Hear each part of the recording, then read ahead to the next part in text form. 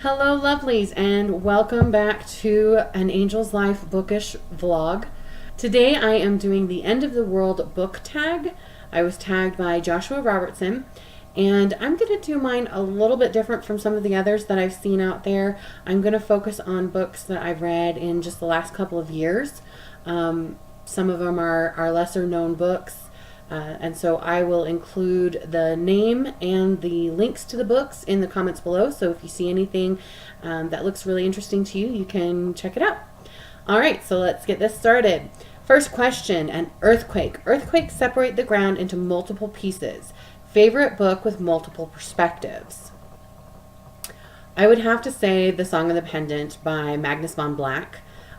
He does a wonderful job. It's a space opera that is told from the perspective of a young woman and her male best friend, and there was so much that I loved about that book, not the least of which is that the guy and the girl didn't have to fall in love. It was really just, I really loved that he was able to portray a guy and a girl just being friends. So that was really cool. But there's so much about that book to love, so you should definitely check that one out. All right, second question, an asteroid. You can see an asteroid coming before it hits. What book did you see the plot twist for way beforehand? Girl on the Train. For those of you who follow me on Facebook, I'm sure you saw my first thoughts rant and rave about that book. And for those who follow the Angel's Life bookish blog, I expanded on my frustrations there. Needless to say, I really, really hoped that it didn't go the way that it went, because it was just so predictable and there were so many cooler ideas that I was hoping it would go, and it didn't. So, yeah. 3. An epidemic, a disease that everybody seems to be contracting. What book does everybody seem to be getting that you don't want? 13 Reasons Why. I saw a bunch of people that were ranting about the TV series that just hit on Netflix, and just the whole storyline and concept. I mean, I'm sure it's a good story, but death and suicide, and I just, I read to escape and not to get embroiled in more drama, and that just feels like more drama than I want, so I'm gonna pass on that one. All right, question number 4, a tsunami. Tsunamis flood everything. What book flooded your thoughts and you couldn't get it out of your mind or stop thinking about it? There are so many. I like obsess over stories. I love it. But I'm going to go with Jack of Spades by Patricia Loofborough. It is a steampunk Victorian era series that I really, really enjoyed. The first book, and I am really excited about reading the second book this summer. There's this whole kind of female Sherlock feel mixed in with steampunk. It was a great introduction to steampunk for me. I hadn't read anything that was steampunk before. I'd wanted to, but I was a little intimidated. But I enjoyed steampunk anime, so I thought it would be fun to try. And then I got this book, and I absolutely loved it. I am just a huge fan of steampunk now because of that book. So definitely worth checking out. All right, question number 5. Nuclear war, the battle of all battles between humans. Favorite human fight in a book? Human fight. Oh, there's so many good fight scenes, but I read so much sci-fi and fantasy that human fight. Ooh, Child of the Night Guild by Andy Pelequin. It's such a great story. It's about a young girl who is contracted into the Thieves Guild in his fictional world of Veramis, which is a part of the same world that The Last Bucellary takes place in. I love everything by Andy Pelequin, but it was really cool to go from reading Blade of the Destroyer, which is like this big, tough assassin character, to reading this story that he does about the Child of the Night Guild, who is this she starts out really sweet and innocent and pure, and then all this horrible stuff happens to her, and Andy does such a beautiful job of breaking her down and then building her back up into a female character that I just absolutely love. So definitely worth checking that one out. I'm super excited because the next book in that series is coming out really soon. I don't remember when exactly, but really soon. I'm super excited. So, okay, number 6, Alien Invasion, best sci-fi novel.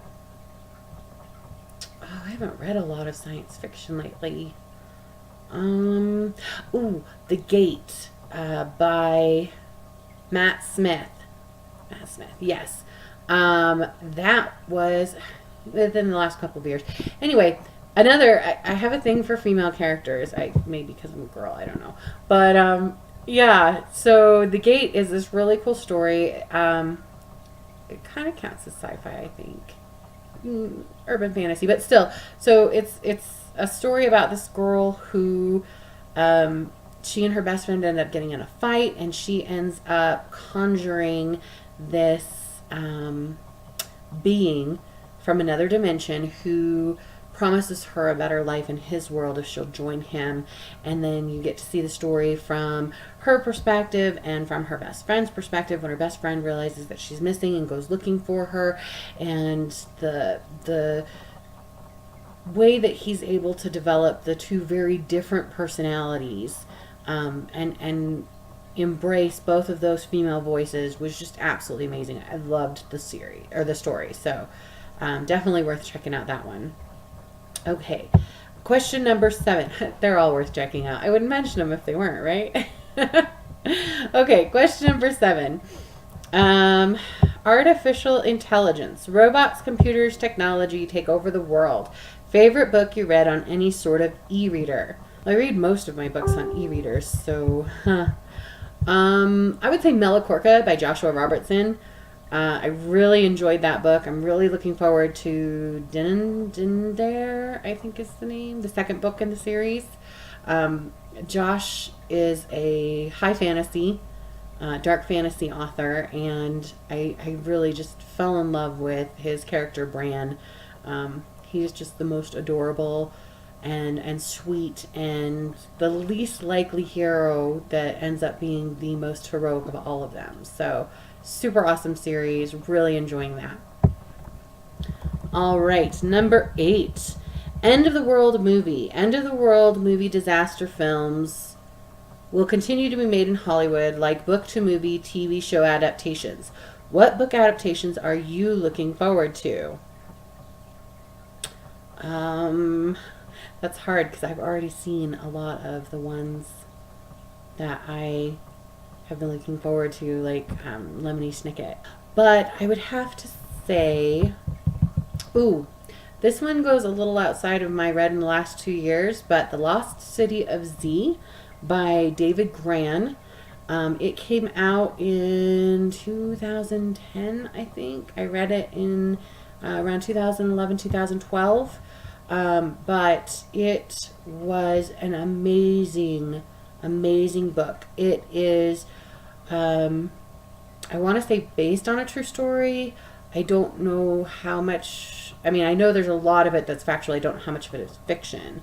But it's this really amazing story, early 1900s, and this archaeologist goes hunting for the great city, the Lost City of Z, and it's in the Amazon, and it's really great cultural stuff. And so I studied Spanish and actually got a minor in Spanish when I was in college, and part of that was studying the different cultures. And I've always had a fascination with anthropology and archaeology, and being able to read this book and delve into all of the interesting things that could have happened on that adventure. It's a commingling of what did happen, what records they have, and then obviously because the guy never came back, they don't really know what happened, so a lot of that is fictionalized. But it was really, really cool to see an author pull so much of that interesting information together and create a really compelling narrative. So that's definitely a good one to check out, and I'm definitely looking forward to the movie because, well, Sienna Miller.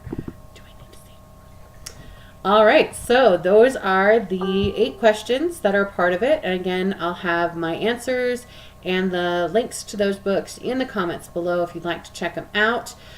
Feel free to let me know what some of your favorite books are. If you decide to do a vlog, be sure to come back and post the link here on mine so that I can go check out your lists. And until next time, thanks for watching.